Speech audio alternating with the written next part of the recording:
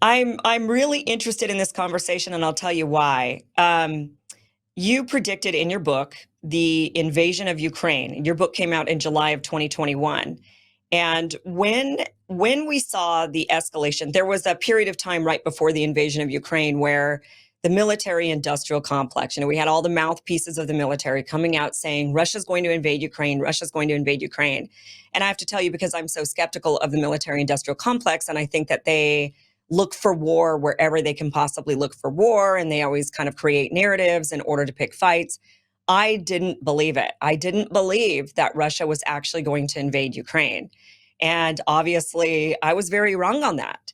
But others, and there were a lot in my crowd, in my, I know you also come from an anti-war, anti-establishment perspective, but there was a lot of us in that group that really were skeptical that, oh, come on now, Russia's not the big bad guy.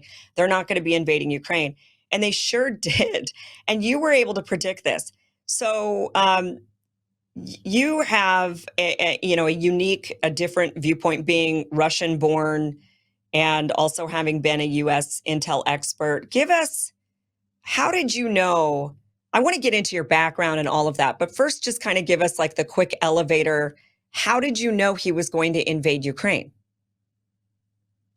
Oh, it's very simple. I spent my intelligence career on the Russia and Putin target. Russia and the United States have been on a collision for decades. And the reason why military industrial complex knew that Russia was going to invade Ukraine is because they actually pushed Putin to invade Ukraine.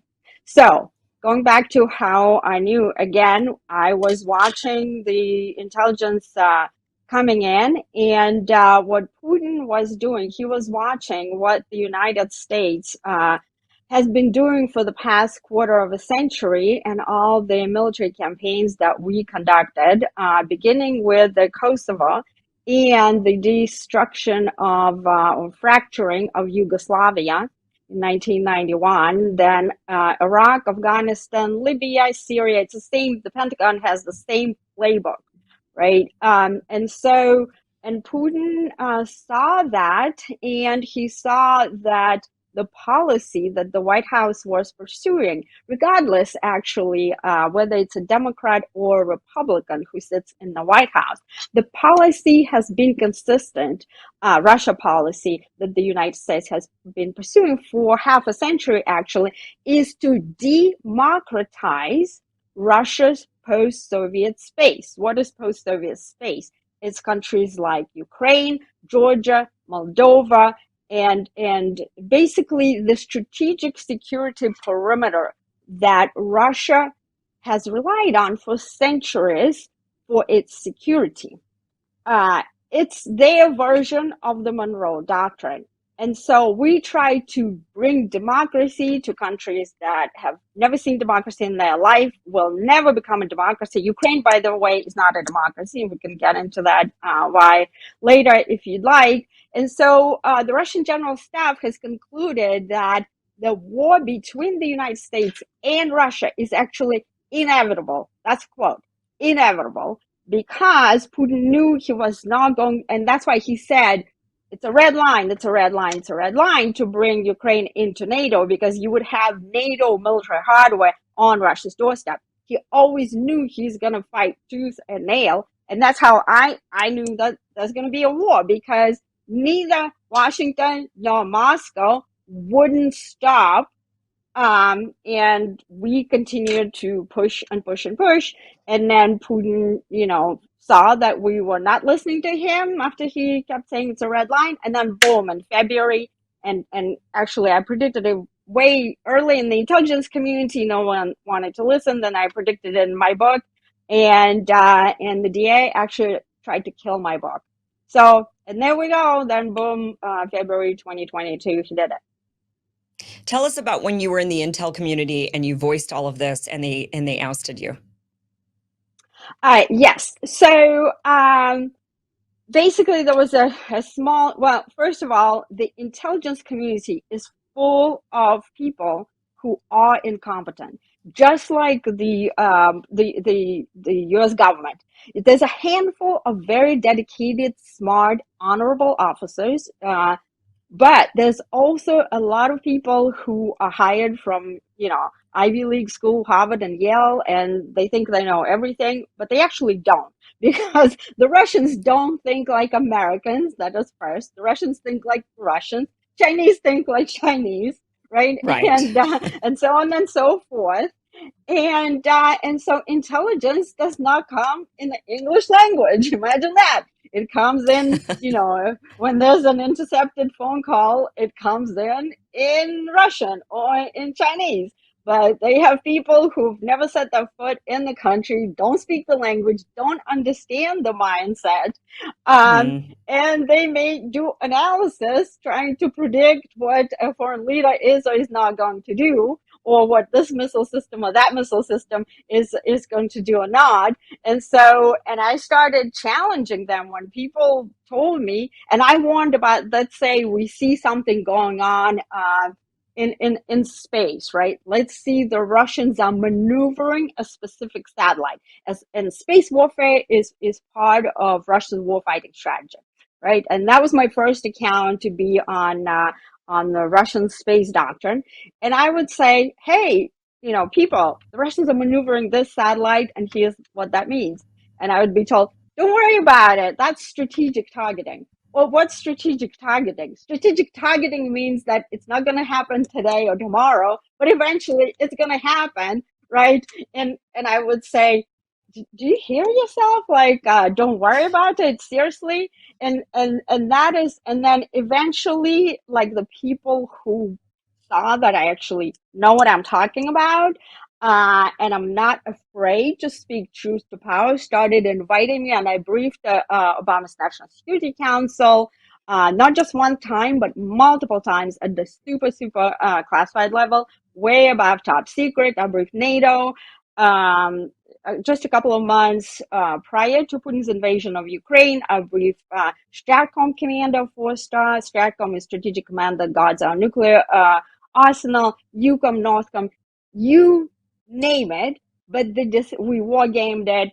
But eventually because my analytic line did not jive, so to speak, with Obama's policy at that time, who wanted to be friends with Putin. Remember, he promised Medvedev, who was president at a short for a short time, he promised to him to be more flexible with Russia. He got caught on a mic, right? They didn't want to hear that, and then eventually I was booted out in the most brutal way, and they yanked my security clearance, basically made me unemployable in my field.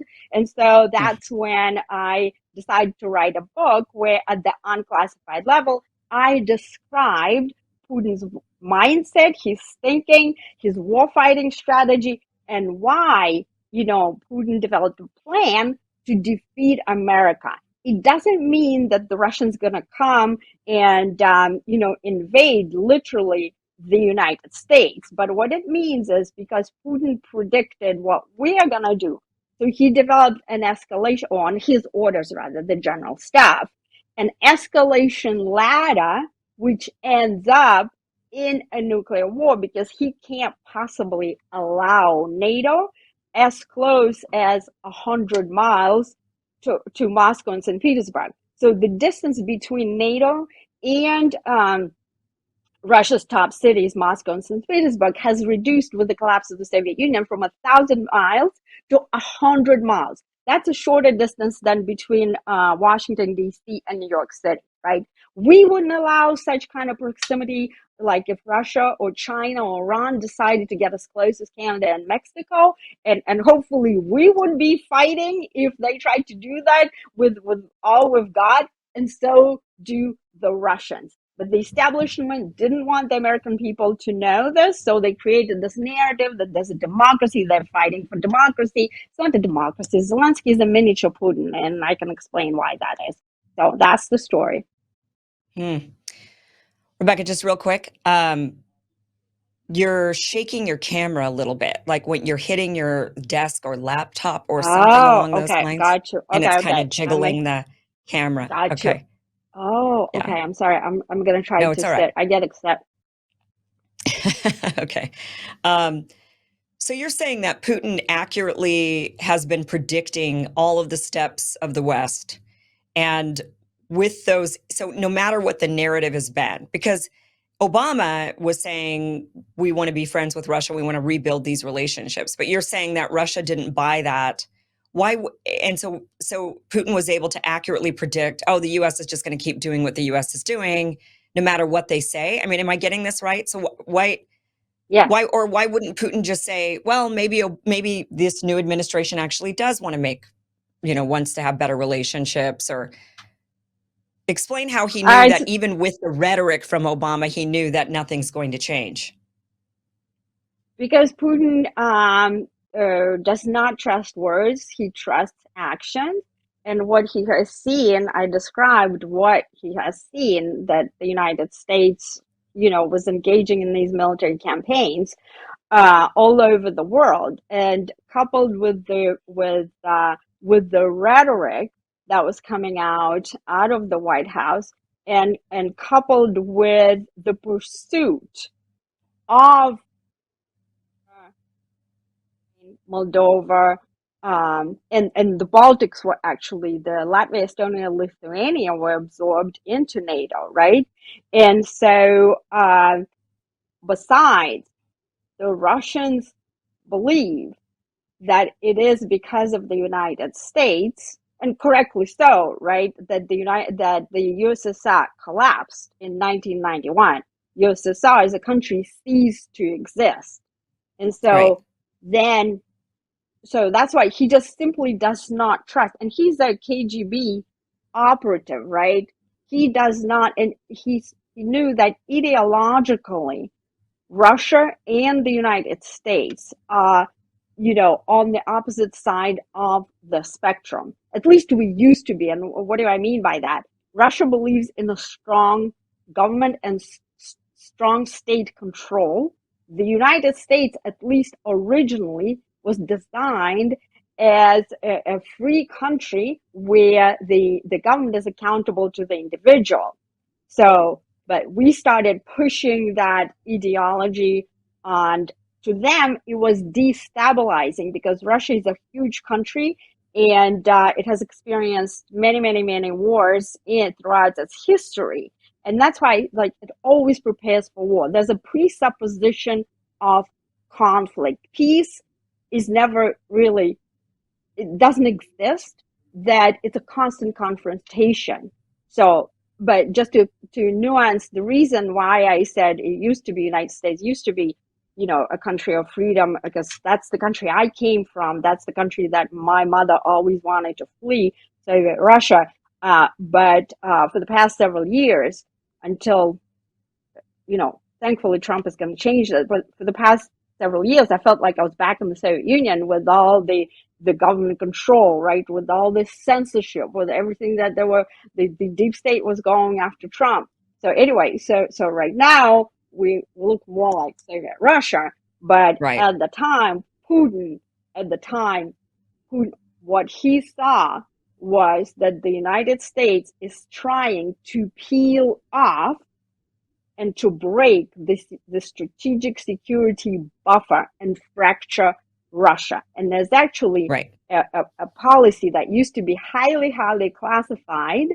And I described that policy in my book, where the Bush administration actually admitted that they were going to do everything in their power, including supporting national movements, to ensure that Russia will never reconstitute again, a strong state, an empire, kind of entity similar to the Soviet Union. And that's what was happening with Ukraine. The nationalistic movements, like the Azov battalion, all the, like, Nazis and everybody, they got galvanized, and that's why the CIA. There was a New York Times article that disclosed that the CIA was actually sending operatives in Ukraine to train them. And now we are all the way to having authorized Zelensky to use U.S. supplied ATACMS to strike Russia. So that's how we Right. are on the escalation ladder.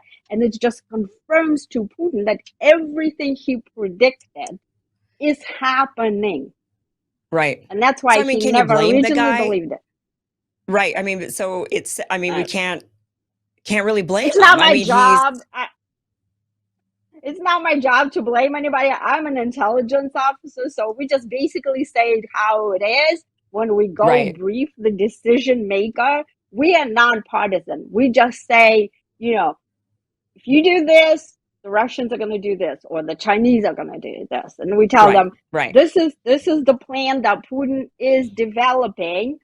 When we try to brief, let's say the Pentagon with the SecDef, we never actually got to even brief during the Obama administration, even the Secretary of Defense, right? When we tried to wave the flag, like a small group of us, I was part of the top three, there was a very close team of us, they called us Troika, which means three in Russian. And we tried to brief them, and the Obama appointees in the Pentagon would say, why are you telling us about war with Russia? We're not going to go to war with Russia. And we would say, well, they think that you're going to go to war with them, so you might want to Right. listen. But they were dismissive because they simply did not understand how their actions to democratize Russian post-Soviet space are impacting Putin. So again, I don't care about Putin. I mean, as far as I am concerned, I'm in the target list for both, with Russia and with the Ukraine, depending on. No, see, it's not financing. I have to do some events. I have to bring a security person because they are literally targeting me. Anyways, I just say it how it is. Like, I Right. don't care Okay. what he thinks, so I don't blame Right. anybody for anything. But this is the situation we are in, that Moscow and Washington did not want to reconcile their differences. And that's why we are effectively Where at we're at. war right now Okay. with Russia. This is what Putin has said as much a few years ago. I'm sorry, a Is few days ago. All right, this was just a clip from a longer conversation that you won't want to miss. Head to KimIversonShow.com to watch the whole thing. Rebecca Koffler is a former high-level U.S. intelligence officer who was born and raised in the Soviet Union. She's the author of Putin's Playbook, Russia's Secret Plan to Defeat America, where she accurately predicted the war in Ukraine and has predicted a future hot war between the U.S. and Russia. She's anti-establishment, anti-war, America first, and I'm surprised it took me this long to come across her great insights. And in our full conversation, she tells us why she predicts the war in Ukraine will turn into an actual hot war between the U.S. and Russia, how she thinks Trump could stop it, why she thinks NATO needs to stop expanding but remain in current countries, and what exactly she means by Russia's plan to defeat America. Watch the full show and many others by heading to KimIversonShow.com.